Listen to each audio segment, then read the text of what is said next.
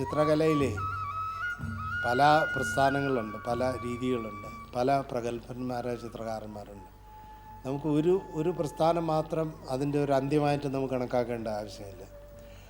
എൻ്റെ അഭിപ്രായത്തിൽ ചിത്രകല എന്ന് പറയുന്നത് ഒരു ഒഴുകുന്ന നദി പോലെ, അത് ഒരിടത്തും നിൽക്കുന്നില്ല. വാസ്തവത്തിൽ പലർക്കും ധാരണയുണ്ട് അവർ ചെയ്യുന്നതാണ് അവസാനത്തെ ഭാഗം, ആ നദിയുടെ അവസാന ഘട്ടം അതാണ് എന്ന് പലരും ധരിക്കുന്നുണ്ട്. എനിക്കങ്ങനെ ഒരു ധാരണയില്ല. കാരണം എനിക്കറിയാം ഇനി 30 വർഷം 40 വർഷം കഴിഞ്ഞിരുന്നാൽ വേറെ പല രീതിയിലും ചിത്രകല മാറിയെന്ന് വരും. അന്ന് എൻ്റെ ചിത്രകല ഒരു പഴഞ്ചൻ ശൈലിയാണെന്ന് പോലും ആളുകൾ പറഞ്ഞെന്ന് വരും, ഇപ്പോഴും പറയുന്നുണ്ട്. പക്ഷേ അന്ന് കുറേ കൂടെ പറയാൻ സാധ്യതയുണ്ട്. പക്ഷേ അതാണ് വാസ്തവത്തിൽ കുഞ്ചൻ നമ്പ്യാർ എഴുതിയ ഒരു കാലഘട്ടം. പക്ഷേ കുഞ്ചൻ നമ്പ്യാർക്ക് ഇന്നും വായിച്ചിരുന്നാൽ നമുക്ക് നമ്മുടെ ജീവിതമായിട്ട് താരതമ്യപ്പെടുത്തി നോക്കിയാൽ പലതും വളരെ ശരിയാണെന്ന് തോന്നും. കാലമില്ലാത്ത കാലം വായിച്ചിരുന്നാൽ ഈ ഓവർ പോപ്പുലേഷൻ ഉണ്ടാകുന്ന ഒരു ലോകത്തിനെക്കുറിച്ച് ഇതിലും ഭംഗിയായിട്ട് വേറെ ആരും ഒരു രേഖാചിത്രം ഉണ്ടാക്കിയിട്ടില്ല. അപ്പോൾ അവിടെയാണ് എൻ്റെ അഭിപ്രായത്തിൽ ചിത്രകലയോ അല്ലെങ്കിൽ സാഹിത്യത്തിന് എല്ലാത്തിൻ്റെയും വാല്യൂ എന്ന് പറയുന്നത്. കഴിഞ്ഞ കാലങ്ങൾ മാറിപ്പോയിട്ടും ആ കലാസൃഷ്ടിയുടെ ഏതോ ഒരു അംഗം അത് ജീവനുള്ളതായിട്ട് തന്നെ നിൽക്കുന്നു. അതൊരു വളരെ വിചിത്രമായൊരു കാര്യമാണ്. ഇപ്പോൾ ബുദ്ധൻ്റെ പൊട്ടിയ ഒരു കൈ തറയിൽ കിടന്നിരുന്നാൽ അതിന് ജീവനുണ്ട്, അത് പൊട്ടിയതായ പോലും.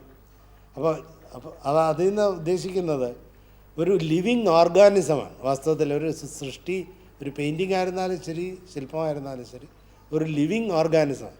അതിൻ്റെ ഒരു ഭാഗം പോലും അതിലെന്തോ ഒരു ജീവനുണ്ട്. അപ്പോൾ കലാസൃഷ്ടിക്ക് അതാണ് വാസ്തവത്തിൽ വേണ്ടത്, അല്ലാതെ വേറുള്ള പ്രസക്തിയല്ല. ഏത് കാലത്ത് വരച്ചു അല്ലെങ്കിൽ അന്നത്തെ കാലത്ത് മാത്രം പ്രതിനിധിത്വമാണോ, അല്ല ചിത്രകലയ്ക്ക് അതിനെ കവിഞ്ഞ ഏതോ ഒരു ക്വാളിറ്റി കൂടെ ഉണ്ടോ. ഇപ്പോൾ രണ്ട് രീതിയിലാണ്. ഒന്ന് ഒരു കാലഘട്ടത്തിന് പ്രതിനിധീകരിക്കുക, വേറൊന്ന് കാലഘട്ടത്തിന് പ്രതിനിധീകരിക്കുന്ന അതേ സമയത്ത് തന്നെ വീണ്ടും കാലങ്ങൾ കഴിഞ്ഞിരുന്നാലും അതിൻ്റെ പ്രസക്തി എവിടെയോ നഷ്ടപ്പെടാതിരിക്കുകയും ചെയ്യും. ഇത് രണ്ടും ചേർന്നതാണ് ഏറ്റവും മഹത്തായ കൃതികൾ. അങ്ങനെ കിട്ടുന്നത് വളരെ അപൂർവം ആളുകൾക്കേ ഉള്ളൂ. അതെനിക്കുണ്ടോ എന്നുള്ളത് കാലത്തിനെ അറിയാനൊക്കെ. ചിത്രകാരൻ്റെ സാന്നിധ്യം നന്ദിയായിട്ടും അല്ലെങ്കിൽ പക്ഷിയായിട്ടും അല്ലെങ്കിൽ കൂർമ്മമായിട്ടും എല്ലാം കാണുന്നുണ്ട്. എന്താ അതിനൊരു വിശദീകരണം രണ്ടാണ്. ഒന്ന്, എൻ്റെ ഒരു മലയാളി ആയതുകൊണ്ട് എനിക്ക് ഒരു സെൻസ് ഓഫ് സറ്റയർ എപ്പോഴും ഞാൻ പറയുന്ന വാക്കുകൾക്കും ഞാൻ ചെയ്യുന്ന എല്ലാ പ്രവൃത്തികൾക്കും ഇതിലൊരു അന്തർഗത ആയിട്ട് ഒരു സെൻസ് ഓഫ് സറ്റയർ ഉണ്ട്.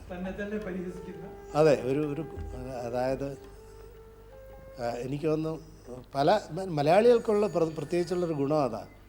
ഇപ്പം ഞാൻ കുഞ്ചൻ നമ്പ്യാരെയും ബഷീറിനെയൊക്കെ പറയുമ്പോഴത്തേക്കും അവരുടെ എല്ലാ സാഹിത്യത്തിൽ അവരെ തന്നെ കേന്ദ്രീകരിച്ച് ചിലപ്പോൾ സംസാരിക്കും. ആ പറയുന്നതിൽ രണ്ടർത്ഥമാണ്. ഒന്ന് ഒരു സോഷ്യൽ കമൻ്റായിട്ട്, വേറൊന്ന് അവർ തന്നെ അവരുടെ ഒരു നിലയെ കൂടെ സ്ഥാപിക്കുന്ന. അപ്പോൾ അങ്ങനെ അതായത് ഇപ്പോൾ പാത്തുമ്മയുടെ ആട്ടിൽ ഒരാട് വന്ന് ബഷീറിൻ്റെ നോവൽ അങ്ങ് തിന്നുക.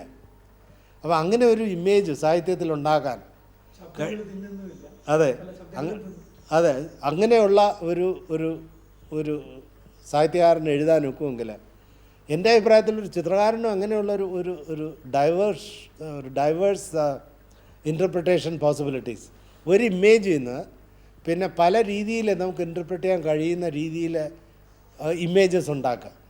അപ്പോൾ ഇപ്പോൾ കവിതയിൽ വാക്കുകളെ പോലെ അത് പ്ലേസ് ചെയ്യുന്ന സിറ്റുവേഷൻ അനുസരിച്ചിരിക്കും അതിൻ്റെ ഇൻ്റർപ്രിട്ടേഷൻ. അപ്പം ഞാൻ കൂർമാവതാരമായിട്ട് എൻ്റെ മുകളിൽ ഒരു പെൺകുട്ടി ഇരിക്കുക. ആ പെൺകുട്ടി വാസ്തവത്തിൽ ഭൂമിയുടെ റെപ്രസെൻറ്റേഷനാവാം, അതെ, മദർ എർത്താവാം, അല്ലെങ്കിൽ പിന്നെ ഞാൻ കണ്ട ഒരു പെൺകുട്ടിയാവാം.